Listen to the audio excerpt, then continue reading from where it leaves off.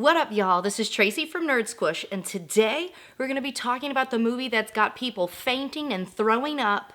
We're talking about Terrifier 2.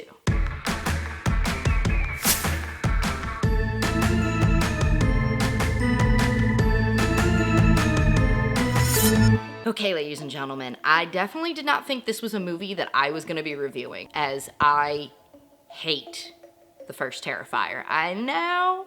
It's not for me. It was gory just to be gory, which is not really my thing. Like, I appreciate a good practical effect, but if there's not like a story or something interesting going on around all that, I'm not down. I'm not down to clown, you know what I'm saying? Before we get into the details of this review, if you're new here, this is Nerd Squish, where we take everything spooky and we take everything nerdy and we squish it all together. So if you like Halloween, horror, and pop culture, definitely hit that subscribe button so you can see more videos from us in the future. Terrifier 2 continues the story of Art the Clown, where it first started in 2016 with Terrifier.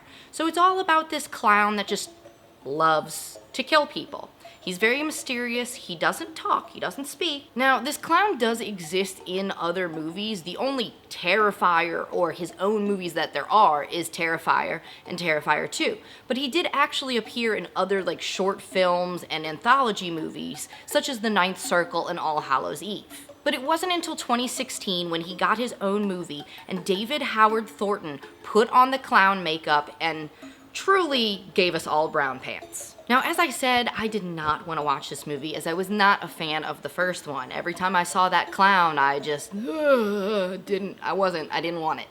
But Matt insisted we watch it, so he puts it on and I'm like, whatever, I'll just like play on my phone while we watch this movie. And then I got hooked. That's right, ladies and gentlemen, I liked an Art the Clown Terrifier movie. What is life? This movie picks up right where the last one left off. The first one both opens and ends with an interview with a victim of this terrible attack that happened a year ago. So most of the movie takes place a year ago, right?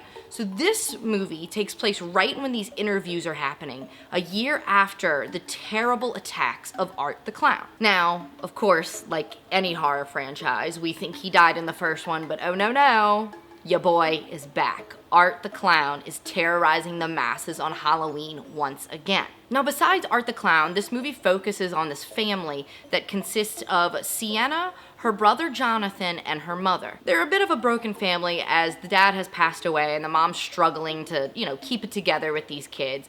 But I love these characters. The sister is this like badass cosplayer who is creating this beautiful like angel warrior costume for Halloween. And Jonathan is, kind of this shy, timid kid that has become obsessed with Art the Clown and what he's done because he heard he's back.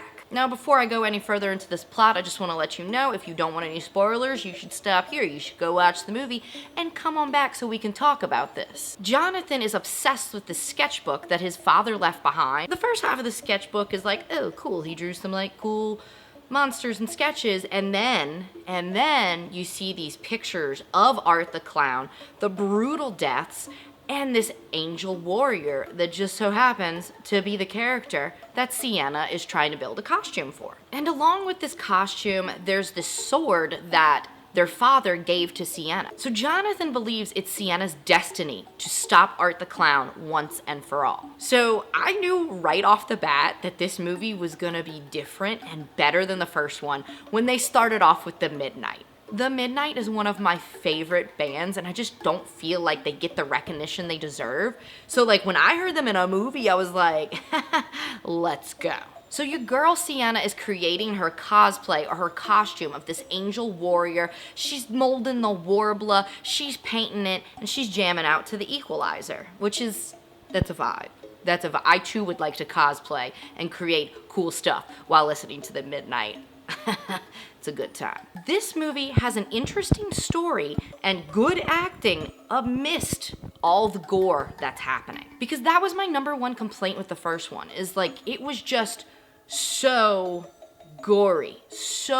And while I can appreciate the practical effects,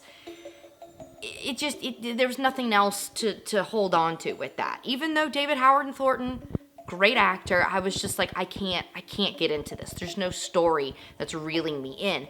And this one really makes you care, especially for this brother and sister duo. Sienna is the final girl that we've all been dreaming of. She is so badass. I want to be this character. I want to roll up into the next convention dressed as this character because, I mean, she just looks really cool. And don't get me wrong, there is still plenty of gore in this movie.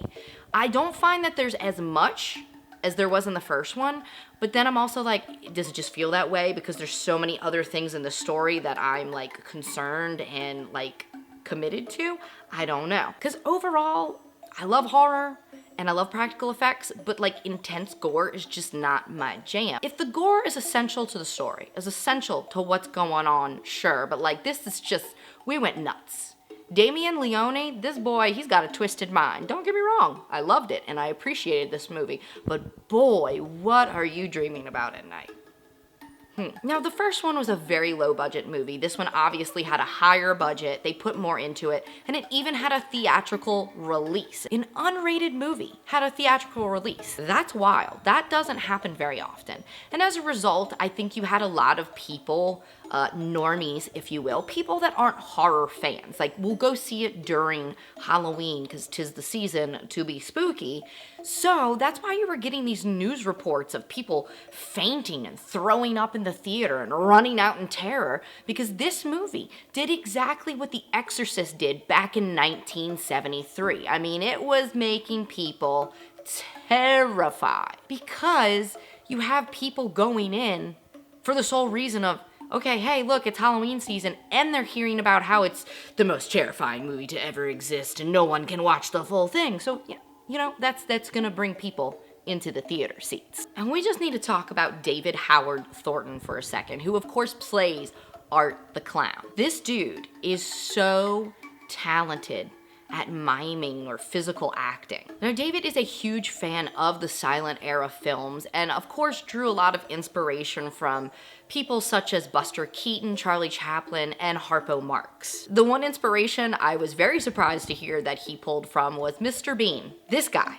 That's the guy. And I mean, it makes sense when you think about it. The weird thing about this movie is the goriest, most horrible, offensive thing is happening, and the way Art reacts and like shows off, it has you cracking up and you're laughing and you're like, I probably shouldn't be laughing right now. This is a lot, but his performance just brings that out in you. And right from the get-go, he's got me laughing. The very first scene that they show in the movie is, you know, after the events of all these murderous acts he's committed, your boy's stained. He's got blood stains, he's got blood on his face, blood on his outfit. He's gotta be looking fresh if he's gonna be doing some murdering. So he goes into the laundromat, cleans his outfit, and proceeds to play with this hallucination or ghost of a girl, the little pale girl as they call her, that's dressed up just like him, and he proceeds to play patty cake naked in a laundromat while some guy is looking at him, can't see the little girl, he just sees this clown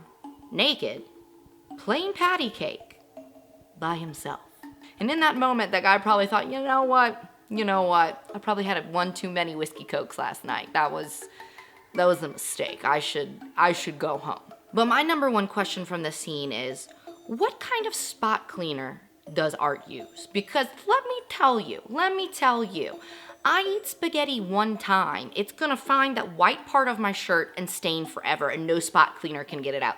This boy has a whole bloody clown suit and it just comes out in the laundromat. Sir, what spot cleaner are you using? Tell me your secrets because I need them. And let's face it, clowns are already scary on their own. I'm not personally one of these people that's like terrified of clowns. I mean, I will admit I get it. But what's so interesting about this character is he's so different from any other clown we've ever seen. Now, while his design definitely does draw a lot of inspiration from Lon Chaney Sr.'s character in He Who Gets Slapped, he is all his own. The most popular clown that everybody knows in horror is, of course, Pennywise, who talks and all this stuff, very bright colors. So to have this contrast of this clown that's all black and white and never speaks, but is so terrifying. It's interesting, and I love to see that. One of my favorite scenes in this movie is the scene at the Halloween shop where Sienna has to buy new angel wings because her previous had burned up. And Art the Clown is of course in there terrorizing her. And this dude is just like standing by like the accessory like sunglasses rack, just trying on ridiculous sunglasses and just like standing there. First of all, it's just hilarious. It's very good physical comedy. Another thing that was really different about this movie is that I feel like they really went into the supernatural aspect of Art the Clown. Now, obviously, there are, you know, moments in the first movie where you're like, okay, this